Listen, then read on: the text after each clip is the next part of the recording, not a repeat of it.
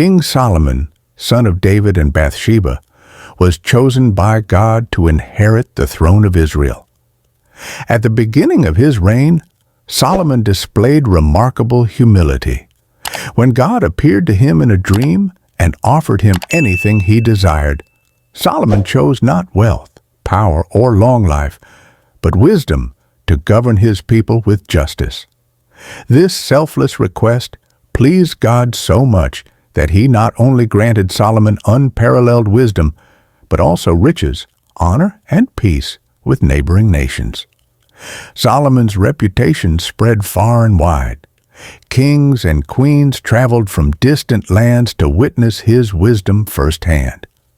The most famous of these was the Queen of Sheba, who visited Jerusalem bearing gifts, only to declare that Solomon's fame hadn't even done justice to his greatness. Under his rule, Israel experienced its golden age, an era of prosperity, peace, and global admiration. Number 1. The construction of the first temple. One of Solomon's most enduring legacies was the construction of the first temple in Jerusalem. This monumental project took 7 years to complete and symbolized the central place of God in the life of the Israelites. It replaced the portable tabernacle and became a permanent dwelling place for the Ark of the Covenant. The temple was more than just a place of worship. It was a national treasure and a spiritual center.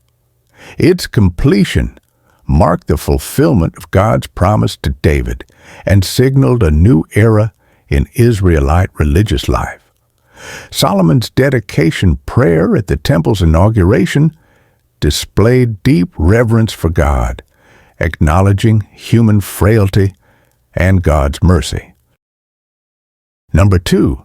Solomon's wealth, achievements, and political power. Solomon's wisdom extended beyond judgment and philosophy. It also guided his administration and international diplomacy. He established trade routes, entered into alliances, and heavily invested in infrastructure. His wealth was legendary. The Bible notes that silver was considered of little value in his day, so abundant was gold. He built cities, palaces, and military outposts. He maintained a powerful army with chariots and horses and constructed a magnificent royal palace that took 13 years to complete.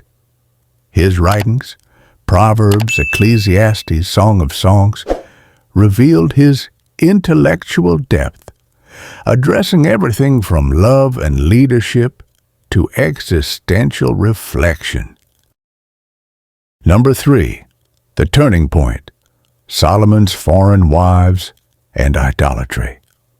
Despite this golden age, Solomon's downfall began with a compromise, one that, at first glance, seemed politically sound. To secure peace with surrounding nations, he married foreign princesses, forming diplomatic alliances. But these unions came with strings attached. His wives brought with them their religious traditions and foreign gods. Scripture tells us that Solomon had 700 wives and 300 concubines, many of whom were from nations God had warned the Israelites not to intermarry with, because they will surely turn your hearts after their gods. 1 Kings 11:2. Sadly, this warning proved true. Solomon allowed shrines to be built on the hills of Jerusalem to honor deities such as Ashtoreth of the Sidonians, Chemosh of Moab, and Molech of the Ammonites. In his old age, Solomon himself participated in these practices, abandoning the exclusive worship of the Lord. This was not merely personal moral failure. It was a national crisis, introducing idolatry into the heart of Israel's spiritual and political life.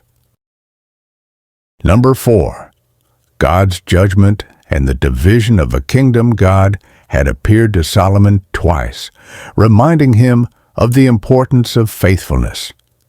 Yet Solomon chose to ignore these divine encounters. As a result, God pronounced judgment on him. The kingdom would not be torn away during Solomon's lifetime, out of respect for his father David, but after his death, it would be split. God raised up adversaries to trouble Solomon: Hadad the Edomite, who fled to Egypt and later returned to harass Israel; Rezon of Damascus, who led marauding bands and established a rival kingdom in Syria. Most notably, Jeroboam, a trusted official, was chosen by God to rule over 10 of the 12 tribes of Israel. A prophet even tore a cloak into 12 pieces, symbolically giving Jeroboam 10 of them, predicting the division of the kingdom. These developments marked a sharp decline in national unity. What had once been a powerful and united kingdom was now crumbling due to spiritual compromise and disobedience. Number 5. The Book of Ecclesiastes, a reflection on life's meaning. In his later years, Solomon turned inward. The man once known for sharp judgment and theological insight became a philosopher of mortality. He penned the Book of Ecclesiastes, a sobering reflection on the limits of human wisdom, wealth, and pleasure. "Vanity of vanities, all is vanity," he wrote.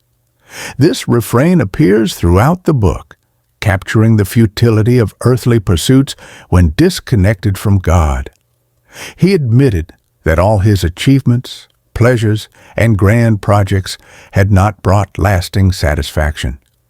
He described how he had tried everything under the sun, building projects, wealth, wine, music, love, and yet found no enduring meaning.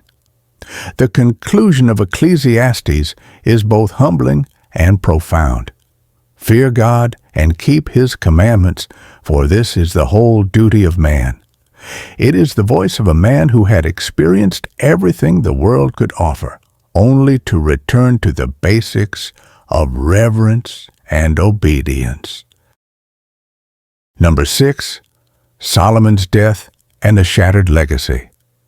After reigning for 40 years, Solomon died and was buried in the city of David. His son Rehoboam succeeded him, but Solomon's compromises had already laid the foundation for national division. Rehoboam's harsh leadership, combined with rising unrest and weakened faith, led to a revolt. 10 tribes broke away to form the northern kingdom of Israel under Jeroboam, while only Judah and Benjamin remained under Rehoboam's rule, forming the southern kingdom of Judah. This fracture would never be healed, and the united monarchy became a memory of a more glorious past. Solomon, once the wisest king, left behind a complicated legacy, a kingdom divided, a nation spiritually compromised, and a warning etched into history. Final thoughts. The rise and fall of wisdom. Solomon's life is both inspiring and tragic. He reminds us that wisdom alone is not enough. Without a heart aligned with God, even the wisest of men can fall. His story teaches that spiritual integrity must accompany leadership, and that blessings are not permanent if not handled with faithfulness. He built the most glorious temple for God, yet allowed altars for false gods. He judged wisely, yet failed to govern his own heart.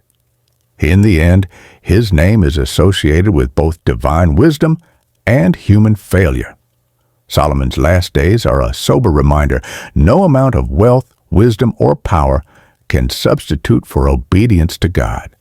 And no legacy, however great, is immune from collapse when faithfulness is abandoned.